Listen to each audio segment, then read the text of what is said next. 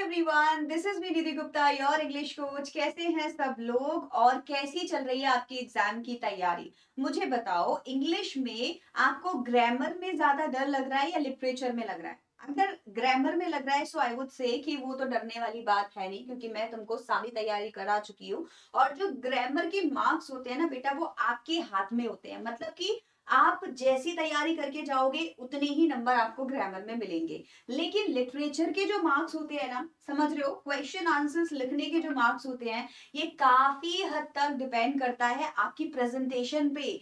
आप कितना याद करके जा रहे हैं वो इतना इंपॉर्टेंट नहीं है। ज्यादा इंपॉर्टेंट ये है कि आप उसको प्रेजेंट किस तरीके से कर रहे हैं। प्रेजेंटेशन के ऊपर मैं एक ऑलरेडी वीडियो बना चुकी हूँ कि आपको लिखना कैसे है। आज मैं आपको बताऊंगी कि क्या क्या ऐसे पॉइंट्स हैं जो आपको ध्यान में रखने हैं कि आपके मार्क्स डिडक्ट ना हो। समझ रहे हो? टीचर की साइकोलॉजी के साथ में प्ले करना है। मैं एग्जामिनर रह चुकी हूं, मैंने आंसर शीट्स को चेक किया है, इसीलिए वही पॉइंट्स बताऊंगी जो वैलिड है और जो मुझे लगता है कि आपको भी बहुत अच्छे से ध्यान में रखने हैं। अगर आप चाहते हैं कि भाई अगर 3 नंबर का शॉर्ट क्वेश्चन है तो मेरे 3 में से 3 नंबर आए, अगर 6 नंबर का लॉन्ग क्वेश्चन है तो मेरे 6 में से 6 नंबर आए। चलो, एक नॉर्मल सा क्वेश्चन, जो जनरल क्वेश्चन हर कोई मुझे पूछता है, मैं आप लोगों से पूछती हूँ, आपको क्या लगता है एक टीचर 3 में से 3 नंबर फुल देती है या नहीं देती है? बताओ मुझे, यस और नो। अच्छा ठीक है, लॉन्ग क्वेश्चन में 6 में से 6 नंबर देती है या नहीं देती है? सो द आंसर इज देती है। मैंने खुद पूरे पूरे नंबर दिए हुए हैं बच्चों को। लेकिन वहां कौन से पैरामीटर्स हैं जो हम लोग एक्चुअली देखते हैं किसी टॉपर के आंसर में, या कोई ऐसा बच्चा जो बहुत अच्छा लिखता है, भले टॉपर ना हो, कोई देखो कंपैरिजन करने की जरूरत नहीं है, राइट? आपकी प्रेजेंटेशन बहुत अच्छी होनी चाहिए। तो ऐसे कौन कौन से स्टूडेंट्स हैं, ऐसे कौन कौन से पैरामीटर्स हैं जो वो लोग फॉलो करते हैं, वो मैं आपको आज बताने वाली हूँ। काफी चीजें आपको ऑलरेडी पता होंगी, कुछ नया समझ में आया होगा तो डेफिनेटली मुझे कमेंट सेक्शन में बता देना, ठीक है?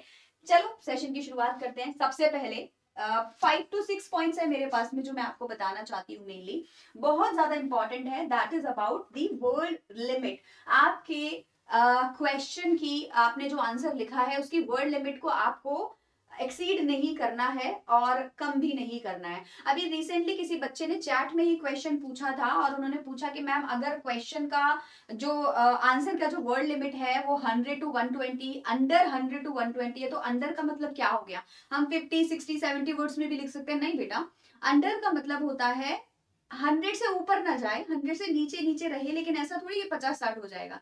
एंड मोस्टली केसेस में आपको मिनिमम और मैक्सिमम दोनों रेंज दी जाएंगी। जैसे कि आपको बोल दिया 100 से 120 वर्ड्स में लिखना है।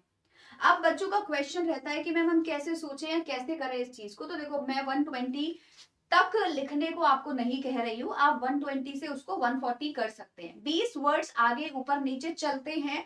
मैंने खुद करेक्शन किया है, हमको कभी ऐसा नहीं लगता कि बच्चे ने बहुत ज्यादा लिख दिया, ठीक? और ये कितने में आएगा मैम? लॉन्ग क्वेश्चन 100 to 120 या 140 चलो मान के चलते हैं वर्ड्स में अगर हम लिखते हैं, तो ये कहाँ तक लिखा जाएगा? तो आपका हाफ से ज्यादा पेज भर जाता है अगर आप 140 वर्ड्स में अगर कुछ लिखते हैं तो, ठीक है? तो आपका डेफिनेटली क्या होना चाहिए? हाफ से ज्यादा पेज फिल होना चाहिए किसी भी लॉन्ग क्वेश्चन को लिखते टाइम। और शॉर्ट में क्या रहना चाहिए? 6 से 7 लाइनें आपकी कम से कम होनी चाहिए, जो आपके 40 50 वर्ड्स में कंप्लीट हो जाती हैं। ये एक मैंने आपको नॉर्मलाइज तरीका बता दिया। अगर आप डाउट में हैं अभी भी कि वर्ड लिमिट क्या है, बहुत ज्यादा एक्सीड करेंगे तो देखो 2 मिस्टेक्स होंगी। एक तो आपके डेफिनेटली नंबर कटेंगे क्योंकि आपने वर्ड लिमिट को फॉलो नहीं किया। दूसरा, जितना ज्यादा लिखोगे उतनी ज्यादा मिस्टेक होने के चांसेस बढ़ जाते हैं। तो मिस्टेक कम हो इसके लिए क्या करो, थोड़ा कम लिखो। कम से मेरा मतलब है उतना लिखो जितना पूछा जा रहा है। इंपॉर्टेंट पॉइंट है, वर्ड लिमिट को बच्चे बहुत इग्नोर करते हैं, आप बिल्कुल प्लीज इग्नोर ना करें। Next point, of course very very important, बच्चे मुझे बहुत पूछते हैं कि मैम टेंस कौन सा होना चाहिए किसी भी आंसर में लिखने के लिए, और क्या आंसर को लिखते टाइम मार्क्स कटते हैं? यस, यस कटते हैं। ओके, अगर आप टेंस सही नहीं लिखेंगे तो टीचर नंबर काट लेगी। ये ग्रामर की एक्यूरेसी में ही आता है। तो इसका सिंपल सा एक मैं आपको बता देती हूँ बेटा।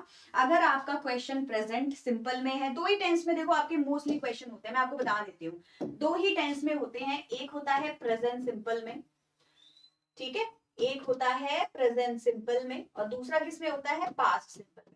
इन्हीं 2 में आपको मिलेंगे। बहुत रेयर होगा कि कंटिन्यूअस टेंस आएगा। आ भी सकता है, मैं ये नहीं बोल रही कि नहीं आता, वाई वॉज ही क्राइंग, ऐसे करके भी आ सकता है कोई क्वेश्चन, लेकिन mostly present simple past simple में आता है। तो आपका क्वेश्चन अगर प्रेजेंट सिंपल में है तो ध्यान रखो आपको प्रेजेंट सिंपल में आंसर देना है। ऐसे में होगा क्या, वर्ब में एस और यस लगा करेगा अगर आप थर्ड पर्सन से बना रहे हैं अपना answer. He deserves, he goes, he sees, he looks, he watches, he runs, he jumps. Okay, और अगर आप पास्ट में लिखेंगे तो क्या होगा, सारे टेंस आपके सेकंड फॉर्म में कन्वर्ट हो जाएंगे। He looked, he watched, he saw, he jumped, he ran, he read, इस तरीके से हो जाएंगे। समझ आ गया? तो आपको मेनली बस वर्ब का ही फॉर्म चेंज करना रहेगा। यहीं पे आपका प्रेजेंट और पास्ट होता है। बच्चे बहुत गलती कर देते हैं, मुझे पता है, तो प्लीज ये टेंस वाला मैटर अपना थोड़ा क्लियर करके रखो। अब आप लोग 10th के बच्चे हो, कोई छोटे बच्चे तो हो नहीं, है ना? तो इतना तो निधि मैम एक्सपेक्ट कर सकती है, इतने टाइम से आपको पढ़ा रही हूँ, पूरा साल हो गया पढ़ाते पढ़ाते, तो ऐसी गलतियां मत करके आना। टेंस का हर बच्चा ध्यान रखेगा, प्रेजेंट में क्वेश्चन है तो प्रेजेंट में आंसर, पास्ट में क्वेश्चन है तो पास्ट में आंसर। मैम ऐसा क्यों होता है कि मैं तो बड़े अच्छे अच्छे आंसर लिख के आता हूँ बट मेरी टीचर मुझे नंबर नहीं दे रही है? क्योंकि आप आंसर वैसे नहीं लिख रहे हैं जैसा टीचर चाहती है। काफी बच्चों ने मुझे टेलीग्राम पे व्हाट्सएप पे मुझे बोला है, मैम टीचर बोलती है इसीलिए आधे नंबर काटते हैं क्योंकि मेरे एक्सपेक्टेशन के हिसाब से नहीं था, है ना? बोल देती है ना टीचर ऐसा, कितने बच्चों की टीचर ऐसा बोलती है मुझे बताओ? उसका रीजन सिंपल है, टीचर एक्सपेक्ट करती है कि आप अपने आंसर्स को जो स्टार्ट कर रहे हैं ना थोड़ा अलग तरीके से करें। कैसे करना है कॉन्टेक्स्ट से मैम आंसर स्टार्ट, मैं बहुत बार बता चुकी हूँ, आज फिर से बता देती हूँ आप लोगों को। हमेशा जो भी क्वेश्चन पूछा गया है उससे एक पहले का इंसिडेंट पे जाओ। ओके, उस इंसिडेंट को पहले लिखो और फिर वहां से अपना आंसर बनाना शुरू करो। ध्यान रखना कॉन्टेक्स्ट एक लाइन से ज्यादा का नहीं होना चाहिए अगर शॉर्ट आंसर है। लॉन्ग है तो 2 का लिख सकते हो। वैसे लॉन्ग में इंट्रोडक्शन में ही काम चल जाता है, कॉन्टेक्स्ट बनाने की जरूरत नहीं पड़ती। कॉन्टेक्स्ट बनाने के लिए जो दूसरा तरीका है वो है चैप्टर के अंदर का जो थीम है उसी को ही हम अपना कॉन्टेक्स्ट बना के उसको प्रेजेंट करें कि भाई this chapter is very famous for this particular reason. Now answer में क्या, क्वेश्चन में क्या पूछा है उसके आंसर को उसके साथ में ज्वाइन करके अपना लिखना शुरू कर दीजिए। आज मैंने आपको जल्दी समझा दिया है क्योंकि मैं ऑलरेडी ये चीजें बहुत बार बता चुकी हूँ। कोई भी पुराना वीडियो खोलिए क्वेश्चन आंसर के ऊपर, आपको समझ आ जाएगा कि कॉन्टेक्स्ट कैसे बनाने, लेकिन बनाइएगा जरूर। Point number 4 which is very very important, that is about the relevant keywords of any chapter. आप जानते हैं ये चीज बहुत अच्छे से, अदरवाइज लास्ट ईयर के किसी बच्चे से पूछना कि जब वो आंसर्स लिख रहे होते थे और अब वो जो आंसर्स लिखते हैं उसमें जमीन आसमान का फर्क आ चुका है, क्योंकि अब वो पहचान चुकी है कि आंसर को लिखना कैसे होता है। राइट? आप किसी भी चैप्टर के पॉइंट्स को उठाइए, उन कीवर्ड्स को उठाइए। अभी ये चीज मैंने कीवर्ड्स के नाम से शुरू की थी यूट्यूब पे जब मैंने समझाना शुरू किया था। अभी आपको हर कोई ये चीज बता देगा इजीली क्योंकि अब everybody knows it.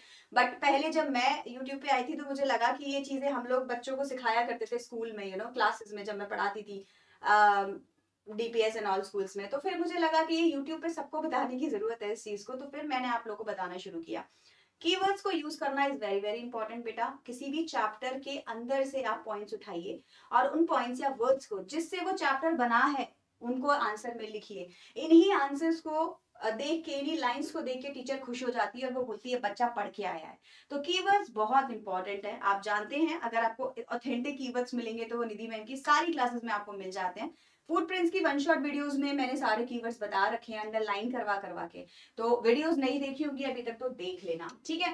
Number 5 of course is the linking words, very very very very very important. कभी भी दो लाइनों को जोड़ने के लिए या उनकी कंट्रास्ट वैल्यू बताने के लिए, सिमिलैरिटी बताने के लिए हमको लिंकिंग वर्ड्स ऐड करना बहुत जरूरी है। इनको आप कंजंक्शन भी बोल सकते हैं, जैसे मैं बहुत ज्यादा यूज करती हूँ however, moreover, nevertheless, in addition to, similarly, likewise, wherein, whereas. देखो मैंने इतने सारे भी आपको बता दिए। बहुत सारे वीडियोस में और भी बता चुकी हूँ जो कीवर्ड सॉरी जो लिंकिंग वर्ब्स आप यूज कर सकते हैं। इन्हें यूज करिए। पता है आप इनको यूज क्यों नहीं करते? क्योंकि आपके दिमाग में 2 हैं। कौन कौन से? नहीं नहीं 3 है। पता है कौन कौन से? But and so. आप नोटिस करना अपना कोई भी आंसर आपने इन तीनों को बहुत ज्यादा यूज किया है। आपको इन तीनों को क्या करना है? चेंज कर देना है। बट को कर दो हाउएवर से, एंड को कर दो मोरओवर से, एंड सो को कर दो कॉन्सिक्वेंटली या हेंस से। ठीक है, मैं आपको बहुत अपना जो एक्सपीरियंस है ना वहां से सारी चीजें इकट्ठी करके 10-10 मिनट की वीडियोस में लेके आती हूँ, ताकि आपको हेल्प हो सके, आप अच्छे अच्छे आंसर्स लिख सको। सो यही इसका मोटिव होता है, आपको ये सारी चीजें समझाने का। आई होप आप समझ रहे हो, नहीं समझ रहे हो तो बहुत बड़ी गलती कर रहे हो। लास्ट पॉइंट, यार इस पे ना किसी का बस नहीं है। आप अगर स्पेलिंग मिस्टेक करोगे तो इसमें ना मैं कुछ कर सकती, ना आपकी टीचर कुछ कर सकती, नंबर तो डिडक्ट होंगे ही होंगे। अगर आप नहीं चाहते कि आपके नंबर डिडक्ट हो तो बस स्पेलिंग्स को प्लीज याद करके जाया करो। इसका कोई रूल नहीं होता है, ये ऑब्जर्वेशन के बेस पे ही आपको धीरे धीरे लर्न होती है। जितने अच्छे से किसी भी वर्ड को समझोगे, जितने अच्छे से किसी भी वर्ड को लिखने की प्रैक्टिस करोगे, उतना ही अच्छे से स्पेलिंग उसकी याद होगी। मैं बहुत ज्यादा जब याद करती थी ना स्पेलिंग्स, या पेपर में भी जब लिखना होता है, पता है मेरी आदत है ये, मुझे नहीं पता अच्छी है या खराब है, और मुझे ये भी नहीं पता कि कितने बच्चे इसको सेम फॉलो करते होंगे, लेकिन मैं हवा में लिखती हूँ ठीक है। जैसे मुझे राइटिंग लिखना है ना तो मैं लिखूंगी WRITING ऐसे मन में, तो मुझे लगेगा कि हाँ ये करेक्ट लिख रही हूँ, तभी मैं उसको नीचे लिखूंगी जहां जहां डर होता है। अब रिटन लिखना है तो मैं एक टी लगा के सोचूंगी नहीं कुछ तो गड़बड़ है, फिर मुझे लगेगा नहीं 2 टी लगाने चाहिए इसमें, तो मेरा रिटन और राइटिंग में मुझे समझ आ जाएगा, एक टी रिटन में 2 होंगे, सिंगल में राइटिंग में सिंगल होगा। तो ये एक तरीका होता है जो इससे मैं कंफर्टेबल फील करती हूँ। हवा में लिखना, सारे वर्ड्स नहीं, इतना टाइम नहीं होता, जो डिफिकल्ट है या जहां पे भी कंफ्यूजन है वो। तो आप लोग अगर ऐसा करते हो तो मुझे बताना। आई नो थोड़ा मतलब फिनिकी सी एडवाइस है ये, बट मैं ऐसा करती हूँ, ये मुझे काम करती है, बचपन से करती आ रही हूँ। सो काफी बच्चे हाथ पे लिखते हैं, काफी बच्चे ऐसे ही डेस्क पे लिखने लग जाते हैं स्पेलिंग लर्न करने के लिए, कुछ माइंड में सोचते हैं, लेकिन स्पेलिंग्स को आप बेटा कोई कुछ हेल्प नहीं करेगा आपकी, आप ही को लर्न करनी है। इसके अलावा ग्रामर पैटर्न ऑफ कोर्स आपका करेक्ट होना चाहिए, टेंसेस तो मैं आपको ऑलरेडी बता चुकी हूँ। उसके अलावा जो भी आप लिख रहे हैं वहां correct preposition, correct conjunction, correct grammar, correct tense लगाना आपके लिए बहुत ज्यादा जरूरी है, अदरवाइज नंबर तो डिडक्ट होंगे ही होंगे। ग्रामर से कितने नंबर कटते हैं? आधा नंबर तो कटता ही है। अगर वो 3 नंबर का क्वेश्चन है तो आधा नंबर आपका ग्रामर का कट जाएगा, अगर आपने बहुत ज्यादा गलती करी है तो 1 नंबर कट जाएगा, ठीक है। और भाई ना ग्रामर अच्छी है ना कॉन्टेक्स्ट अच्छा है तो टीचर 1.5 देगी या 5.5 देगी और आगे निकल देगी, क्योंकि आपने कुछ भी नहीं लिखा। तो अगर आप इन चीजों को ऐड करेंगे अपने आंसर में तो मैं आपको गारंटी के साथ कह सकती हूँ कि आपकी टीचर आपको 3 में से 3 शॉर्ट में और 6 में से 6 लॉन्ग में देगी। इसके अलावा राइटिंग अच्छी होनी चाहिए, प्रेजेंटेशन क्लीन होनी चाहिए, पेपर को लिखना कैसे है, प्रेजेंटेशन देनी कैसे है, इसके ऊपर एक सेपरेट वीडियो है, मैं आई थिंक 15-20 दिन पहले बनाई थी। देखना चैनल पे अगर मिल जाती है तो बहुत अच्छी बात है, उसको भी एक बार देख लो। Paper presentation by Nidhi ma'am, how to write good answers by Nidhi ma'am, कुछ भी देख लो आपको मिल जाएगा। And I wish you all the best, अच्छा सा पेपर करके आना, ठीक है। चलो टेक केयर एवरीवन।